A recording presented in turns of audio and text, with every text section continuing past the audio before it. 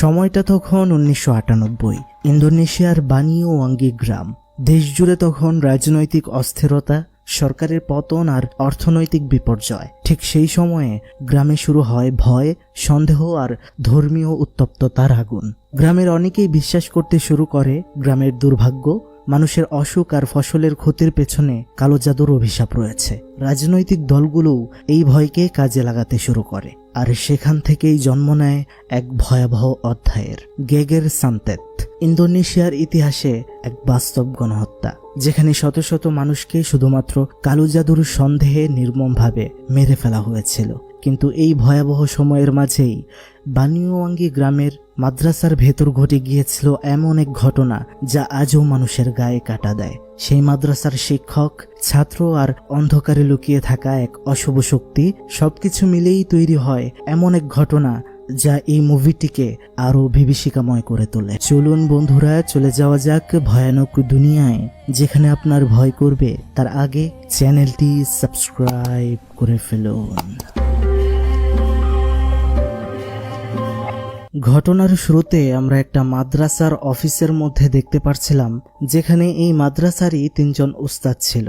উস্তাদ সামির, উস্তাদ রহিম এবং উস্তাদ ইয়ানুরকে বলছিল, আপনারা দ্রুত করে মাদ্রাসার বোর্ডের মধ্যে একটা নোটিশ লাগিয়ে দিন, যেন ছাত্রছাত্রীরা সবাই সাবধানে থাকে। দেশের অবস্থা ভালো না। উস্তাদ সামির সেখান থেকে চলে যাওয়ার পর ইয়ানুর রহিমকে বলছিল, আমাদের উচিত এইসব খবরাখবর নিয়ে বেশি চিন্তা না করা, তাহলেই ভালো থাকবো। ঠিক সেই মুহূর্তে লাইটগুলো অফ হয়ে যায়। তখনই কারা যেন এসে তাদেরকে একদমই সেখানে শেষ করে দেয়, আর রহিমের তো মাথাটাই আলাদা করে দেওয়া হয়। এদিকে ছাত্রীদের ছাত্রাবাসে আনিসা হঠাৎ করেই ঘুম থেকে উঠে পড়ে। কেউ যেন তাকে ডাকছিল, কিন্তু সে উঠে কাউকেই দেখতে পারছিল না। আর এখন তার একটু বাইরে যেতে হবে। সে যখন দরজাটা খুলল, তখন দেখতে পেল একটা ভয়ঙ্কর মহিলা, যার গলাতে কাটা দাগ ছিল।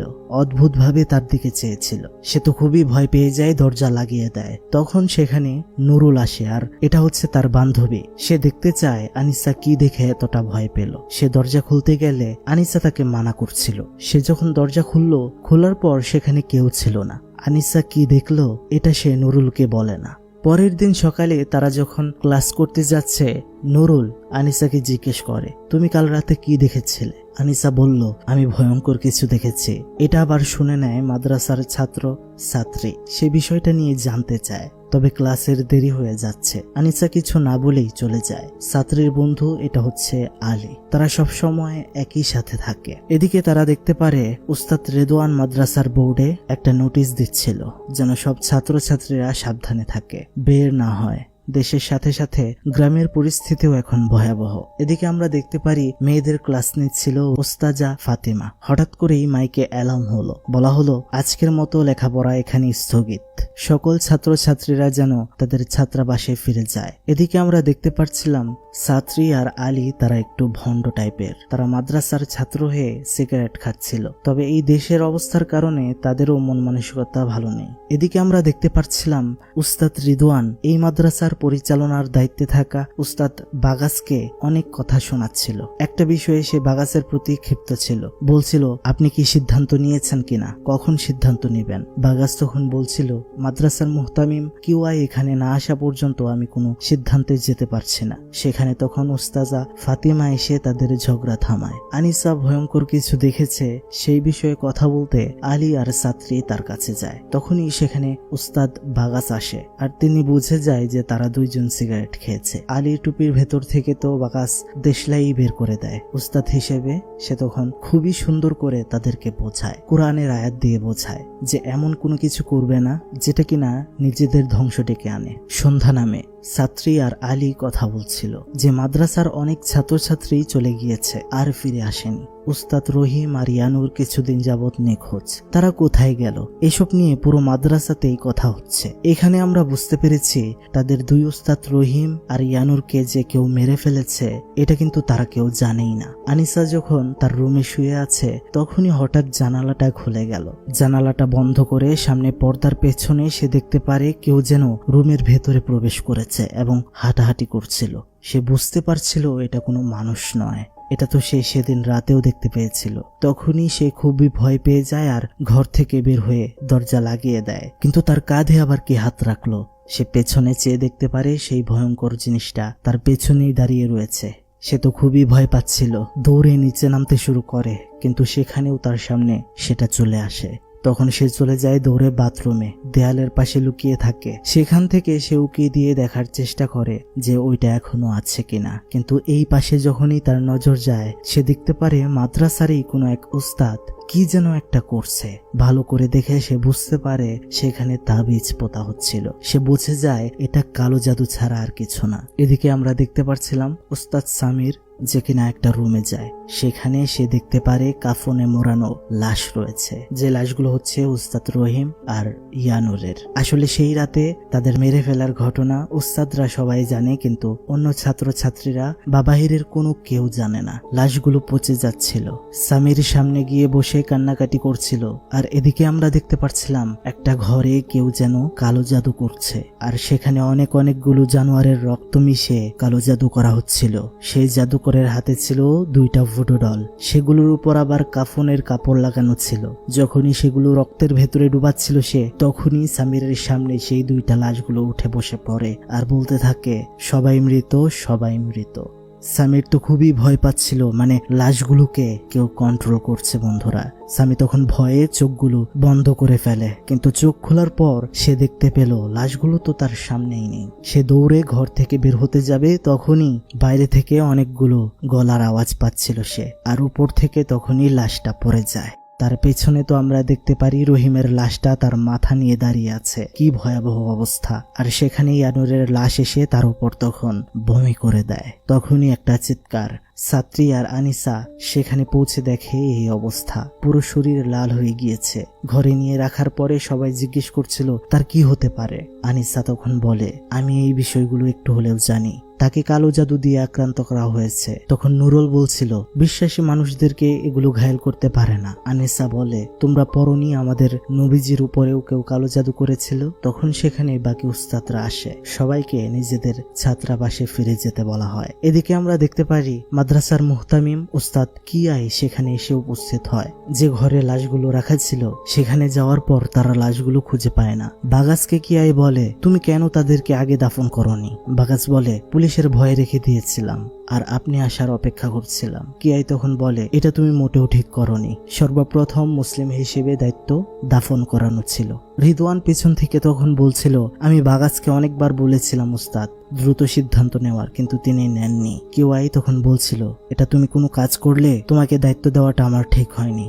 তোমরা তো জানো লাশ দিয়ে কালো জাদু করা হয়, এখন কি হবে? কিয়াই তখন বলে, তাদের মৃত্যু আর লাশের বিষয়ে এখন পর্যন্ত কারা কারা জানে? রিদওয়ান বলছিল, আমরা উস্তাদরা ছাড়া এখনো কেউ জানে না। কিয়াই বলে, আচ্ছা তাহলে সকল ছাত্রছাত্রীদেরকে একসাথে জড়ো করো। তারপর আমরা দেখতে পাচ্ছিলাম উস্তাদ কিয়াই সবাইকে নামাজ পড়াচ্ছিল।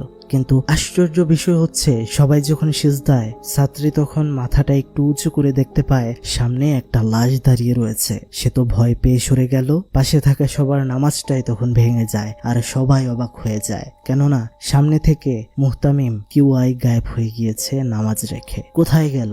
সবাই তো খুবই অবাক হয়ে যায়। এরপর আমরা দেখতে পারি সকল ছাত্রছাত্রীদেরকে জড়ো করা হচ্ছে এবং সবাইকে একটা ছাত্রাবাসে থাকার জন্য বলা হয়, কেননা এখন বিপদের সময়।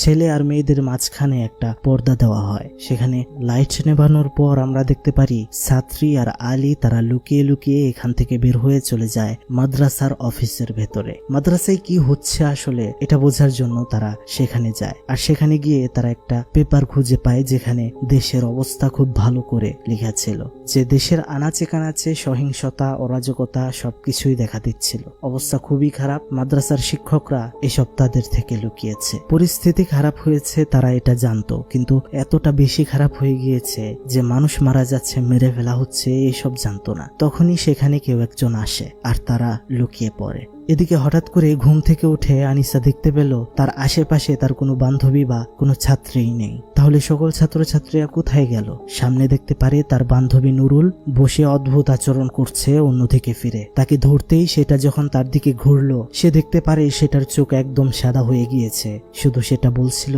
সবাই মৃত, সবাই মৃত। একটা ভয়ঙ্কর অবস্থা। সে তখনই ঘুম থেকে উঠে পড়ে। এটা ঘুমের মধ্যেই সে স্বপ্ন দেখছিল। যাই হোক, সে চলে যাচ্ছিল বাথরুমে, তখনই সেই ভয়ঙ্কর জিনিসটা তার কানে কানে ফিসফিস করে বলতে থাকে কিউআই এর কুঠির। তখন সে কিউআই এর ঘরের দিকে যেতে থাকে। এদিকে ছাত্রী আর আলী চলে যায় উস্তাদ সামিরের সেবা করার জন্য, কেননা তার শরীর আক্রান্ত হয়ে এখন নষ্ট হয়ে যাচ্ছে, ঘা হচ্ছে, বোঝাই যাচ্ছে যে সে কালো জাদুর দ্বারা ইফেক্টেড। ছাত্রী তখন বলছিল আমার বাড়িতে যেতে হবে আলী। আলী বলে এত চিন্তা করো কেন, তারা তো ভালোই আছে। ছাত্রী তখন বলছিল শোনো, তোমার বাবা মা দেশে নেই, তোমার কোনো সমস্যাও নেই, আর আমার বাবা মার পাশে আমি ছাড়া কেউ নেই, তাদের দেখতে হবে আমাকে। এটা বলে সে যখন সেখান থেকে বের হয় তখনই আমরা দেখতে পারি আলীর পেছনে সামির উঠে বসে পড়ে, আর মুখ থেকে একটা আওয়াজই বের হচ্ছিল যে সবাই মৃত। সেটা শুনে ভেসে উঠছিল আর আলীর দিকে এগিয়ে আসছিল। এটা দেখে আলী ভয় পেয়ে দৌড়ে ঘর থেকে বের হয়ে চলে যায়। এদিকে আনিসা কিয়ায়ের কুঠিরের সামনে গেলে সেই ভয়ঙ্কর জিনিসটা আবারও তার কানে কানে বলে ভেতরে যাওয়ার জন্য, কিন্তু দরজাটা তো লাগানো। সে উকি দিয়ে ভেতরে দেখতে চেষ্টা করে কিন্তু তেমন কিছুই দেখতে পেল না। তাই সেখান থেকে সে চলে যায় বাথরুমে। বাথরুম করার সময় সেখানে সে একটা তাবিজ পায়। সেখান থেকে সে আবারও দেখতে পারে পাহাড়ের মধ্যে কেউ যেন আছে। দেখতে পারলো সেখানে উস্তাদ রিদওয়ান, আর সে সেখানে তাবিজ রাখছে। এখন তো আনিসা বুঝে গিয়েছে যে কালো জাদু করছে কে। তখন নুরুল সেখানে আসলে এই তাবিজটার বিষয়ে বলে আনিসা, কিন্তু নুরুল এই তাবিজটা ডাস্টবিনে ফেলে দেয়। নুরুল যখন সেখানে কাপড় ধুয়ে কাপড় নাড়ছিল, সে দেখতে পেল সামনে কাপড়ের উপাশে কোনো একটা ছায়া দাঁড়িয়ে আছে। সে কাপড়টা সরালেও সেখানে কিছুই দেখতে পেল না। হঠাৎ করেই তার চোখগুলো যেন জ্বলতে শুরু করে। সে তো চিৎকার করছে। আনিসা সেখানে আসে, কিন্তু সে বলছিল সে আর কিছুই দেখতে পারছে না। তার চোখ দিয়ে তখনই আমরা দেখতে পারি রক্ত ঝরছিল, আর তখনই সেখানে তার গলা দিয়ে কাটা তার বের হচ্ছিল। কেন হচ্ছে, কিভাবে হচ্ছে এগুলো? তার চোখ দিয়ে বের হচ্ছিল তার কাটা। তার খুবই কষ্ট হচ্ছিল, আর যন্ত্রণায় নিজেকে সামলাতে না পেরে সাথে থাকা একটা কূপের ভেতরে সে পড়ে যায়। আনিসা তাকে ধরে ফেলে, কিন্তু আমরা দেখতে পাচ্ছিলাম নিচ থেকে কিছু একটা তাকে টেনে ভেতরে নিয়ে যায়। এভাবেই নুরুল শেষ হয়ে যায়। এই ঘটনার পর আমরা দেখতে পাচ্ছিলাম রিদওয়ান আবারও ঝগড়া শুরু করে বাগাসের সাথে। বলে আপনি কেন এখনো ছাত্রছাত্রীদেরকে বাড়িতে যেতে দিচ্ছেন না? আর কতজন মারা যাবে? বাগাস বলছিল সম্মান দেখিয়ে কথা বলুন, আমাকে দায়িত্ব দেওয়া হয়েছে, আমি দায়িত্বের মর্যাদা দিতে জানি। বাহিরে এখন আরো বেশি সমস্যা। তখন উস্তাজা ফাতেমা এসে তাদেরকে থামায়। সন্ধ্যা সময় মাদ্রাসায় জিকিরের আয়োজন করা হয় কালো জাদুর বিপক্ষে। সবাই যখন লা ইলাহা ইল্লাল্লাহ এই জিকিরে মগ্ন, তখনই আমরা দেখতে পারি অনেকগুলো ছাত্রছাত্রীকে শয়তান বশ করেছে, আর তারা সেখানে অনেক বাজে পরিস্থিতির সৃষ্টি করে। আর ধীরে ধীরে ছেলে মেয়েগুলোর নাক থেকে মুখ দিয়ে বের হতে থাকে অনেক রক্ত। তারা আক্রান্ত হয়ে গিয়েছে কালো জাদুর। ছাত্রী আর আনিসা তারা চলে যায় ওষুধ আনার জন্য। আলীও তাদের সাথে যায়, কিন্তু ভেতরে যেতে চাইছিল না, কেননা আক্রান্ত উস্তাদ সামির ছিল সেই ঘরে যেখান থেকে তারা ওষুধ আনতে যাচ্ছে। আমরা দেখতে পাচ্ছিলাম তারা যখন ওষুধ বের করছিল, পাশ থেকে সেটা কাঁচ চিবিয়ে খাচ্ছিল তখন, এবং ছাত্রীকে বলছিল তোমার বাবা কেমন আছে? ছাত্রী এই কথাটা শোনার পর তার পরিবারের জন্য চিন্তা হতে শুরু করে, এবং সে চলে যেতে শুরু করে বাড়িতে রাতেই। আনিসা তখন তাকে আটকায়, বলে দেখো তোমাকে এখানে এখন প্রয়োজন, কিন্তু সে কোনোভাবেই শোনে না। রাতেই বাড়ির দিকে রওনা হয়, কিন্তু সে যেতে যেতে দেখতে পারে রাস্তায় ডোবায় শুধু লাশ আর লাশ। সব পড়ে আছে। তাদেরকে শেষ করে ফেলেছে রাজনৈতিক দলেরা, মানে যাদেরকে কালো জাদুর সাথে সম্পৃক্ত পেয়েছে বা সন্দেহ করেছে তাদেরকেই মেরে ফেলা হচ্ছে। এদিকে আমরা দেখতে পারছিলাম একটা মহিলা তার হাজবেন্ডের জন্য খাবার বানিয়ে নিয়ে যাচ্ছে। তখনই সে পেছনে চাইলে দেখতে পারে তার স্বামীকে কেউ মেরে ঝুলিয়ে দিয়েছে। যেগুলো করছে রাজনৈতিক দলগুলো। ছাত্রী যখন লুকিয়ে লুকিয়ে তার বাড়িতে যাচ্ছিল, তাকেও তখন দেখে ফেলে তারা। মারার জন্য পেছনে লাগলে তার জীবন বাঁচাতে সে একটা গর্তের মধ্যে পড়ে যায়, কিন্তু সেখানে ছিল অনেক অনেক লাশ যেগুলোকে মেরে ফেলা হয়েছে। সে নিজেকে বাঁচাতে লাশের ভেতরেই লুকিয়ে পড়ে। ওই লোকগুলোও তখন তাকে আর খুঁজে পায় না। এদিকে আমরা দেখতে পারি আনিসা মন খারাপ করে বসে আছে আর ভাবছে তার ছোটবেলার কথা। একদিন তার বাবা তার মা কিছু একটা নিয়ে ঝগড়া করছিল। তার মা ছিল প্রেগন্যান্ট, যেখানে তার বাবা তার মাকে বলছিল তার পেটের বাচ্চাকে কালো জাদু করে শয়তানের কাছে বলি দেওয়ার জন্য, এতে নাকি তারা ধনী হয়ে যাবে। কিন্তু তার মা এটা মানে না এবং নিজেকেই শেষ করে দেয়। তো আমরা এই ঘটনাতে বুঝতে পারছিলাম যে সেই সময় কতটা কালো জাদুর খারাপ প্রভাব ছিল সেই গ্রামে। এরপর আমরা দেখতে পারি আনিসা সরাসরি তার রিদওয়ান উস্তাদের কাছে গিয়ে বলে, আপনি সত্যি করে বলুন তো আপনি কালো জাদু করছেন কিনা। রিদওয়ান তখন অবাক হয়ে যায় আর এই কথাতে বিরক্তও হয়। আনিসা বলে, আমি পাহাড়ে আপনাকে তাবিজ রাখতে দেখেছি আর নুরুলের মৃত্যুর সময় সেখানে আপনাকে দেখতে পেয়েছিলাম। রিদওয়ান তখন তাকে বলে, তুমি আমাকে যেমনটা ভাবছো তেমনটা সত্যি নয়। এটা বলে সেখান থেকে চলে যায়। উস্তাজা ফাতেমা সেখানে এসে আনিসাকে বোঝায়, বলে তিনি এমন করতে পারেন না। তিনি নাকি আরো চেষ্টা করছেন রহস্য উদ্ঘাটন করার জন্য যে কে মাদ্রাসায় এসব করছে। তাকে শান্ত করে বলে, এবার যাও তোমার বান্ধবীদের জন্য রান্নাঘর থেকে গরম পানি নিয়ে আসো। এদিকে আমরা দেখতে পাচ্ছিলাম ছাত্রী নিজের গ্রামে গিয়ে পৌঁছেছে আর তার বাড়িতে যাওয়ার সময় রাস্তার মধ্যে দেখতে পারে লাশের খাটিয়া নিয়ে অনেকেই দাঁড়িয়ে আছে কবরস্থানের সামনে, কিন্তু অনেকগুলো মানুষ তাদেরকে দাফন করতেই দিচ্ছিল না, কারণ যাকে মারা হয়েছে, যে মারা গিয়েছে, সে কালো জাদু করছিল। সে যখন বাড়িতে যায় আমরা দেখতে পারি ওই মহিলাটাই তার মা, যার হাজবেন্ডকে মেরে ফেলা হয়েছিল। তার বাবার কথা জিজ্ঞেস করতেই কান্নায় ভেঙে পড়ে তার মা। বাবার মৃতদেহ দেখায়, কিন্তু তার বাবা তো তান্ত্রিক বা কালো জাদু করছিল না, একজন ভালো মানুষ ছিলেন, রুকিয়া করত। তাহলে এমনটা কেন হলো? তার মা বলে, তোমার বাবাকে কিছু মানুষ ফাঁসিয়ে দিয়ে এমনটা করেছে, কিন্তু কয়েকদিন হওয়ার পরেও কেন বাবাকে দাফন করা হলো না এটা জানতে চাইলে মা বলে, গ্রামের কোনো জায়গাতেই কালো জাদুকর বা তাদের সাথে সম্পৃক্ত কেউ মারা গেলে দাফন করতে দেওয়া হচ্ছে না। ছাত্রী তো পুরোপুরি ভেঙে যায়। তখন সে তার মাকে বলে, মা আমাদের বাড়ির উঠোনে বাবাকে কবর দেব, কিন্তু মানুষ যেন না জানে। আমরা দেখতে পারি রাতের আধারে তার বাবাকে সে কবর দেয়, এমন ভাবে দেয় যেন এখানে কোনো কবর আছে এটা না বোঝা যায়। এর পরের দিন সে তার মাকে মাদ্রাসাতে নিয়ে আসার চেষ্টা করছিল, কিন্তু তার মা আসে না। বলে, আমাকে তোমার বাবার লাশকে পাহারা দিতে দাও, তুমিও এখানে থেকে যাও, তোমার বিপদ হতে পারে, আমার জন্য দোয়া করো। এটা বলে তাকে মাদ্রাসায় পাঠিয়ে দেওয়া হয়। এদিকে আমরা দেখতে পাচ্ছিলাম গরম পানি আনতে রান্নাঘরে গিয়েছে আনিসা। সেখানে রান্না করছিল একটা মহিলা যিনি মাদ্রাসার রান্নার কাজে নিয়োজিত।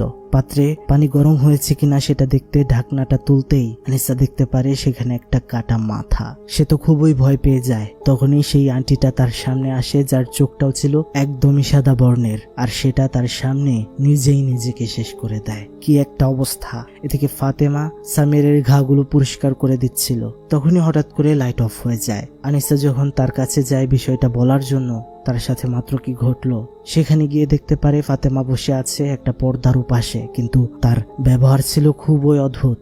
তখনই সে তার নিজের আঙ্গুলটাই চাপ দিয়ে ফেলে দেয় কেচে দিয়ে। আনিসা তো খুবই ভয় পেয়ে যায়। সে এখান থেকে পালাতে চায়, কিন্তু দরজাটা লেগে যায়। সেটা তখনই তার উপর আঘাত করার চেষ্টা করছিল। আনিসা তখনই সেখানে আল্লাহর কাছে সাহায্য চায়, আয়াতুল কুরসি পড়ে। আর আমরা দেখতে পারি ফাতেমার ভেতরে থাকা শয়তানটা ফাতেমার মাথাতে সেই কেচিটা একদমই ঢুকিয়ে দেয়, আর সেখানেই সে শেষ হয়ে যায়। এইসবের পরে যখন মন খারাপ করে বসে আছে আনিসা, তখন আবারও সে ভয়ঙ্কর জিনিসটা তার কানে এসে বলে, কিউয়াইয়ের কুঠিরে যেতে।